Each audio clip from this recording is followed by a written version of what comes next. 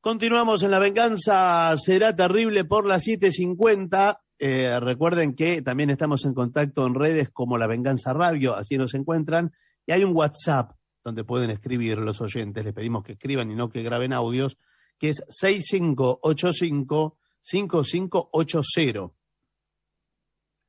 Vamos a hablar hoy de Lucrecia Borgia. Antes, o mejor dicho, durante el tercer matrimonio. O sea, comenzamos un poquitín antes de su tercer matrimonio.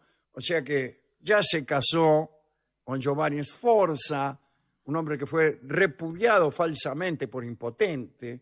Ya se casó con Alfonso de Aragón, que vivía en Nápoles, un hombre asesinado por secuaces de César, el hermano de Lucrecia. Y ahí está Lucrecia, sola en el castillo de Nepi, a la espera de que su papá, que era el Papa Alejandro VI, y su hermano César Borgia, le destinaran un nuevo marido. Así era la vida de las mujeres en aquel entonces y ahora. Bien. César finalmente eligió para su hermana, para la hermana de él, no para su hermana Barton, Sí, sí. al príncipe heredero del ducado de Ferrara, Alfonso d'Este. Sí, De este mejor que no hablemos. de aquel. Hemos dicho que en aquel momento histórico de Italia, en cada ciudad había una gran familia. Los d'Este estaban en Ferrara. Y este muchacho era conveniente para Roma, puesto que César necesitaba de una alianza con Ferrara para desbaratar los posibles ataques de Venecia. Así que empezaron las negociaciones, que fueron largas. En agosto de 1501 se celebró la unión por poderes. Los novios no se conocían y no se conocieron por un tiempo. Había otros trámites.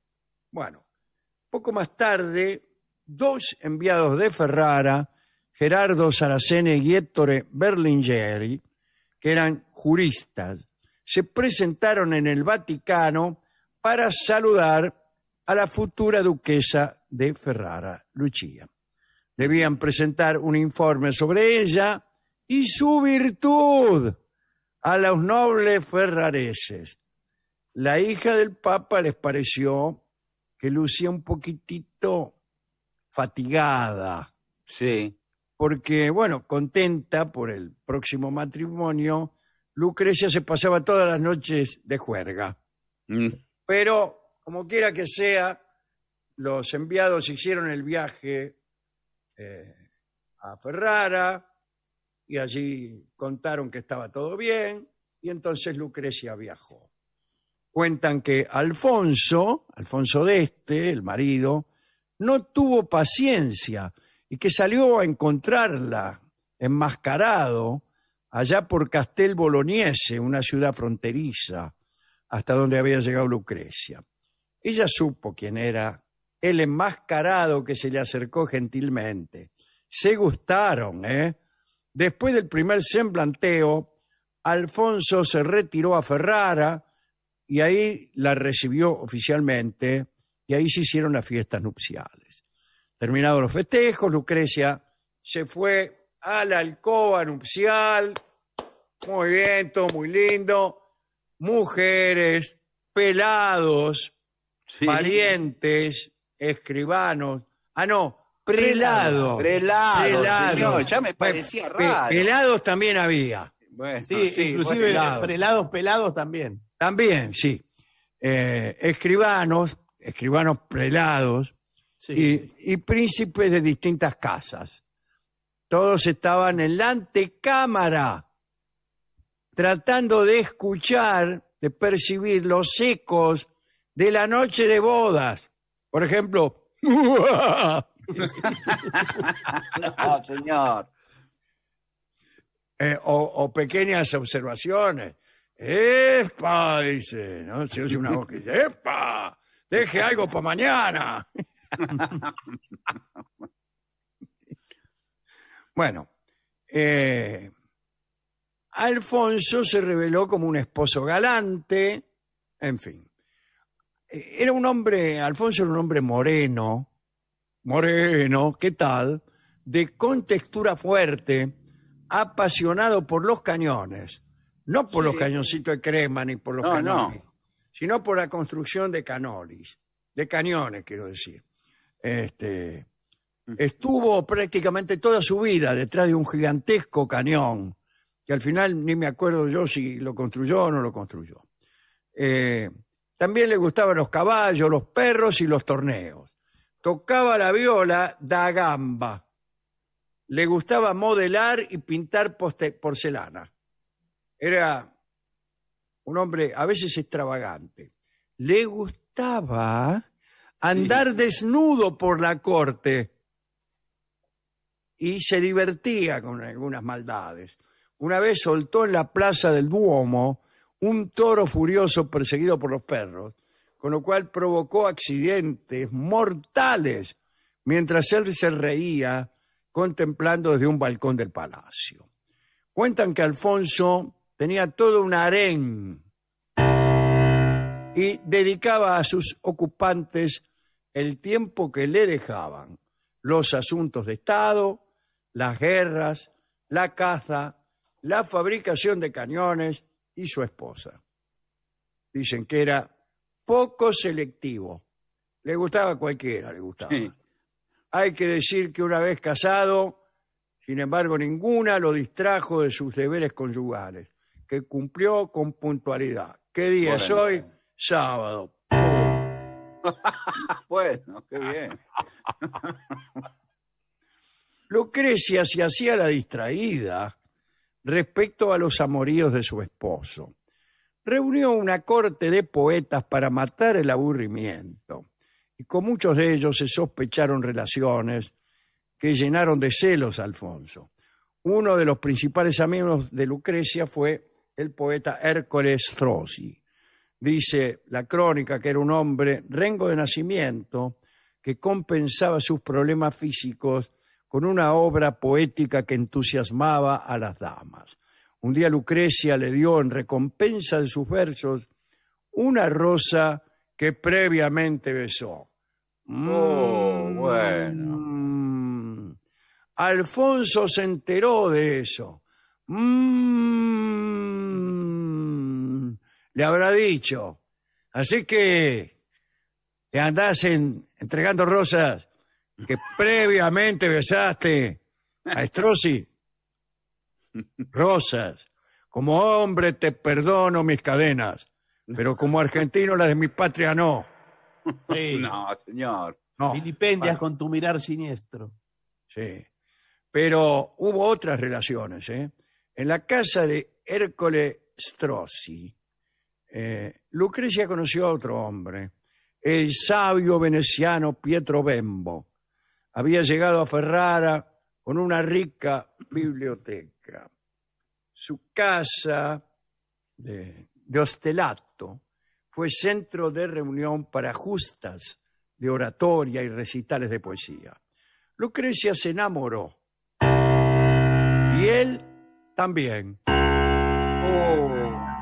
Se entregaron a un intercambio de correspondencia que incluyó el envío mutuo de mechones de pelo que cada uno se guardó como una reliquia.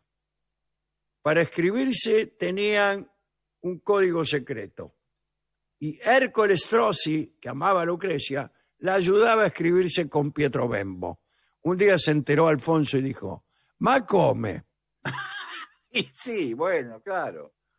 Hanno intercambiato mechone di pelo». ¿Cómo ha successo questo? Bueno, una vez Pietro Bembo se enfermó. Lucrecia abandonó toda prudencia y se presentó junto al lecho del enfermo. Chao, ahí se sentó Sí. en la misma cama. Al día siguiente, Bembo fingió haber sido curado por esa visita. Lo hizo por galante y por cauto. Prefirió que Lucrecia no lo visitara tan imprudentemente y se hizo el curao, Sí, claro. aunque tenía la peste, tenía. Pero esa cautela no duró mucho. Cuando murió el Papa Alejandro VI, amigo, Lucrecia, que sabía que cambiaba su suerte, claro, una cosa es ser hija del Papa y otra ser hija del anterior Papa. Sí. Así que se iba a quedar sin poder. Tuvo como confidente y amigo más cercano a Pietro Bembo.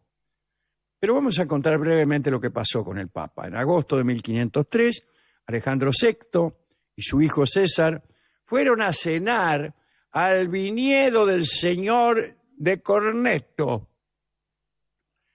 un erudito recientemente nombrado cardenal. Disfrutaron del fresco de la noche. Buah. El Papa tenía miedo porque había muchos romanos que habían muerto de malaria y él creía que el mal atacaba a la gente gorda y él era gordo. Había creído en varios presagios. Una vez cayó un búho a sus pies y se aterrorizó. Cuentan que las consecuencias del banquete en la casa de Corneto hicieron realidad aquellos presagios. Pocos días después del ágape, el Papa y su hijo tuvieron fiebres violentas. Al Papa le hicieron 11 sangrías y a Césare lo hundieron en una tina de agua helada. Césare se curó. El Papa murió. Muchos hablaron de envenenamiento. La mayoría de los historiadores cuentan que Césare había enviado al cardenal de Corneto un vino envenenado que solo debía ser servido al anfitrión y por descuido del bodeguero se le sirvió a todos. Según otra versión, el señor de Corneto había envenenado él mismo al Papa. Sobre la base de esta sospecha, más tarde el señor de Corneto fue privado de la púrpura cardinalicia por León X. Unos dicen que le habían encajado el famoso veneno llamado cantarela, pero como su base era el arsénico, que preserva los cadáveres de la descomposición, la hipótesis fue desechada porque el cuerpo de Alejandro VI se degradó. Los cronistas más cautos hablan de malaria o de platos en mal estado. Pero bueno, volvamos a Lucrecia, que de golpe se quedó sin apoyo pontificio.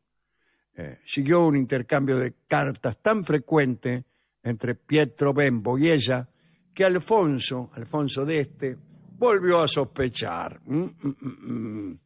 El poeta Bembo vivía en una finca de Ostelato, como hemos dicho, que le habían ofrecido las propias autoridades de Ferrara.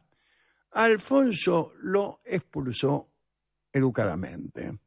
Anunció que iba a cazar a esa región y que por lo tanto necesitaba la casa de campo para alojar a su séquito. De este modo, obligó a Bembo a abandonar el lugar. Bembo entendió el mensaje, se asustó, se rajó de vuelta a Venecia. Cortó completamente la relación con Lucrecia. Alfonso, preocupado por los desvaríos de su mujer, la vigiló más.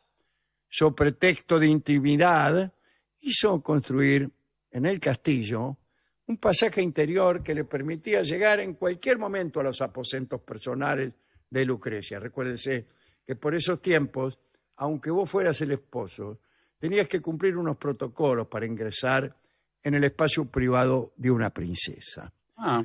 Pero esto no amedrentó a Lucrecia.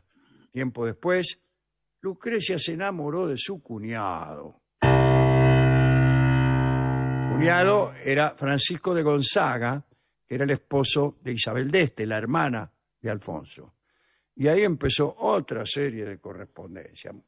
Mucha correspondencia, pero aquí... Por favor, mechones de pelo de vuelta. Estampilla, señor, claro. Bueno, también contó con la ayuda y la astucia de Ercole Strozzi, el enamorado incondicional que le escribía las cartas de pasión que Lucrecia enviaba a Francisco de Gonzaga. En realidad las escribía el poeta Strozzi. Pero Alfonso descubrió las cartas. Como no le convenía atacar a Francisco de Gonzaga por cuestiones políticas, Alfonso atacó a Ercole Strozzi. Y en junio de 1508, Strozzi apareció muerto, con 22 puñaladas en un camino, ¿no? Todos esperaron que el duque Alfonso iniciara una investigación, pero no pasó nada.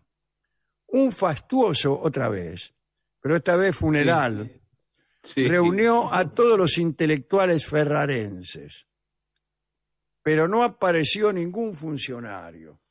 Los Strozzi y los Gonzaga ofrecieron una recompensa por la cabeza del asesino, pero el premio no tentó a nadie. Más tarde murió Césare, el hermano de Lucrecia, y luego el propio Francesco de Gonzaga, roído por la sífilis. Bueno. Lucrecia supo entonces que nadie la defendería si continuaba con sus amores reales o epistolares, ¿no? Resignada, se entregó a la devoción. Llevaba un cilicio bajo la camisa, renunció a los vestidos escotados, escuchaba lecturas de obras religiosas durante las comidas. Bueno, en la primavera de 1519, Alfonso regresó a Ferrara después de unas guerras y encontró a su esposa maltrecha. Tenía casi 40 años. Bueno, esa no era una sorpresa.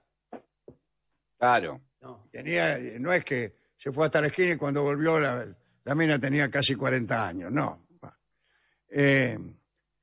Había un nuevo embarazo, el 11º, si se cuentan los perdidos, que se anunciaba como muy difícil. Nació una niña que murió al poco tiempo y a Lucrecia la tomó la fiebre puerperal.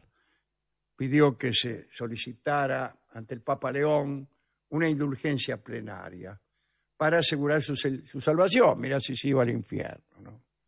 El Papa se la otorgó y entonces Lucrecia murió creyéndose salva el 24 de junio, mira qué día, de 1519.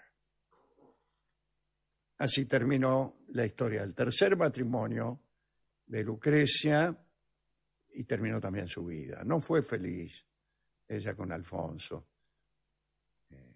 que la cuidó mucho.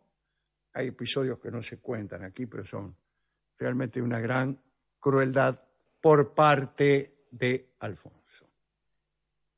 Me pregunto con qué canción podemos ilustrar esta última parte, la peor, de la vida de Lucrecia.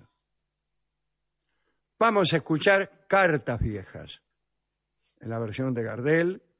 Es un tango que fue escrito pensando en las cartas que Lucrecia Borgia le escribía a Ercole Strozzi primero, a Pietro Bembo después, a Francesco de Gonzaga más tarde, y anda a saber a quién más. Anda a saber. Bueno, Cartas Viejas, Gardel.